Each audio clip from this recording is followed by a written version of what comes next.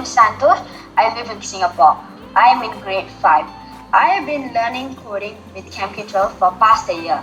I've taken 3 courses: AI, Artificial Intelligence, and JavaScript and Python. Today we are going to do a chessboard pattern. It's a platform to code a pattern in Python. So first we are going to create a new trinket as usual. We will make the name chessboard. So now we are going to import the turtle st, and we are going to set the pen size. We are using the even and odd logic. So the first will be white then black, white then black. And that's the code. Now run.